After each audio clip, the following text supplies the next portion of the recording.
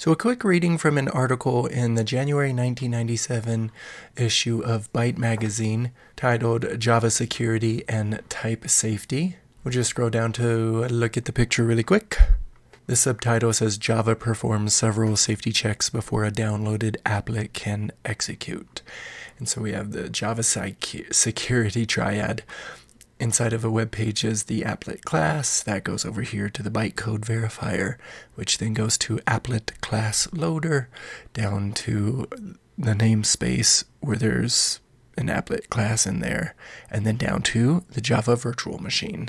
Running alongside that process is security manager, going back and forth between the Java virtual machine. And if we're to quickly read this, web browser downloads Java applet from web page.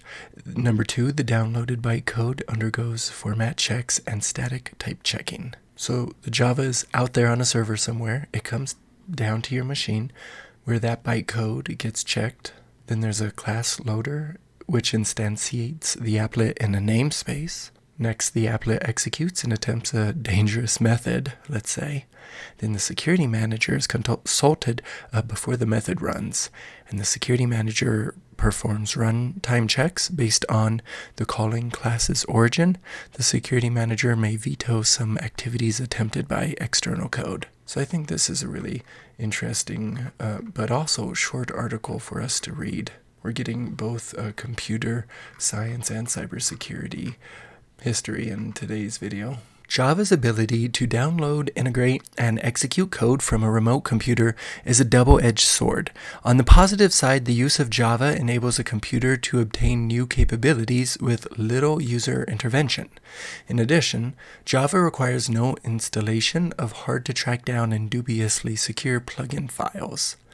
On the negative side, however, Java's intricate machinations leave a computer vulnerable to attack. A hostile Java applet could stealthily tamper with a host system's files or siphon off private data without the users being aware of the damage until it's too late. Java's designers did their best to make such malicious activities impossible by implementing a security model.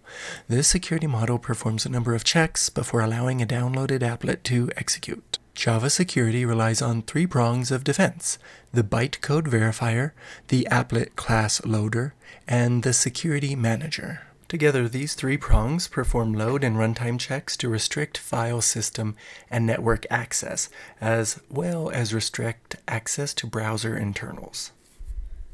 Each of these prongs depends in some way on the others. Each part must do its job properly for the security model to function correctly. The figure Java security triad above shows how the 3 prongs of defense fit into the Java framework. The bytecode verifier is the first prong of the Java security module. When a Java source program is compiled, it's converted to platform-independent Java bytecode.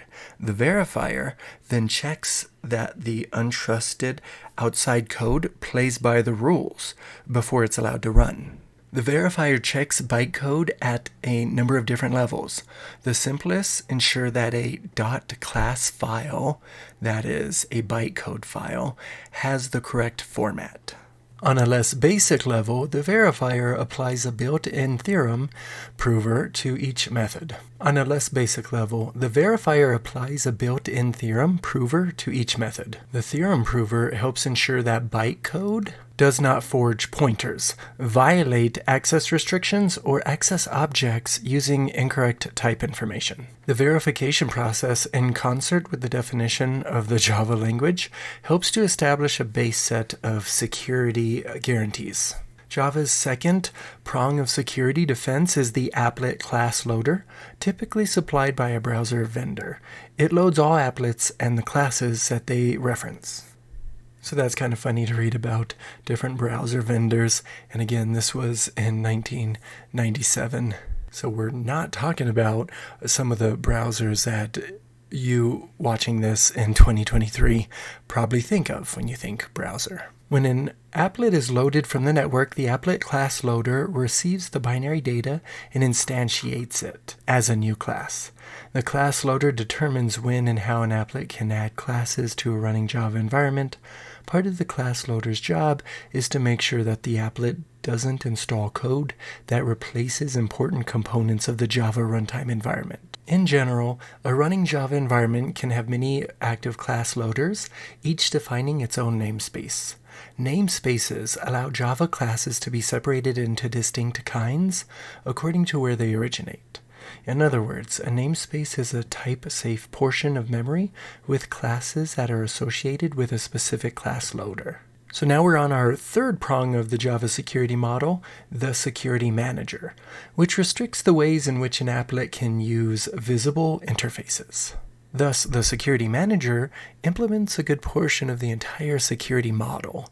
It's a single module that performs runtime checks as dangerous methods. Did I say as dangerous methods? I meant it runs these runtime checks on dangerous methods. So dangerous methods, we're talking about file or network access, or those that define new class loaders. Code in the Java library consults the security manager whenever a dangerous operation is about to be attempted. The security manager then has a chance to veto the operation by generating a security exception. Decisions made by the security manager take into account which class loader loaded the requesting class. Built-in classes are given more privilege than classes that have been loaded over the network, for example, applets. The three parts of the Java security model were created to enforce type safety, which means that a program can perform particular operations only on particular kinds of objects. Therefore, Java programs are prevented from accessing memory in inappropriate ways. More specifically, every piece of memory is part of some Java object, and each object has some class. For example, a calendar management applet might use such classes as date, appointment, alarm, and group calendar. Each class defines a specific set of operations that are allowed to operate on objects of that class. In the calendar management example, the alarm class might define a turn on operation, but the date class would not allow turn on to occur. Now, this next section is titled Why Type Safety Matters.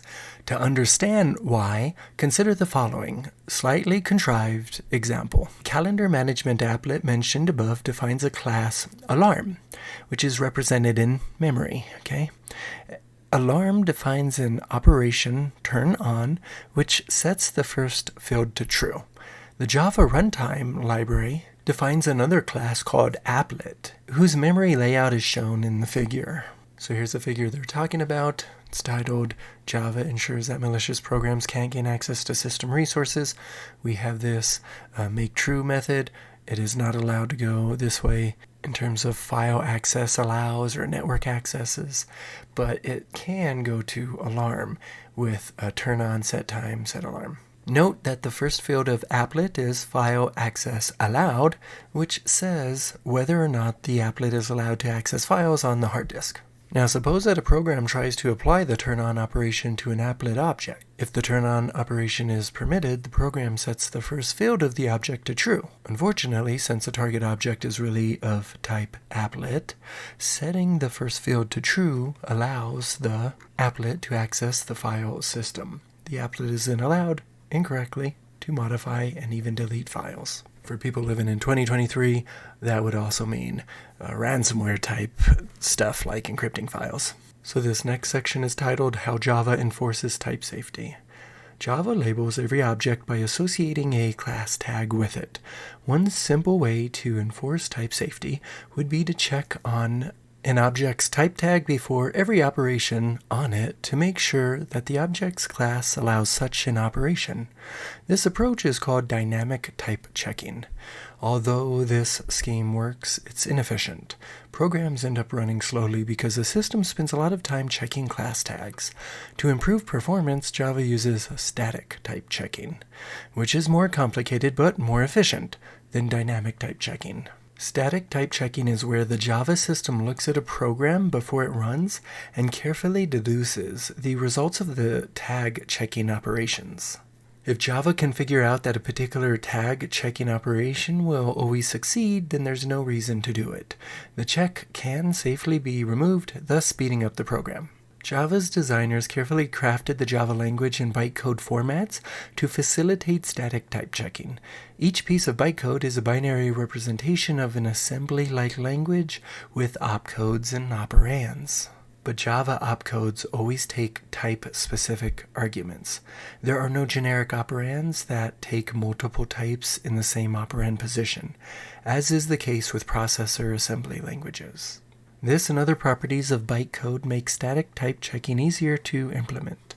The bytecode verifier is an effective static type checker that eliminates almost all the tag checking operations from Java programs.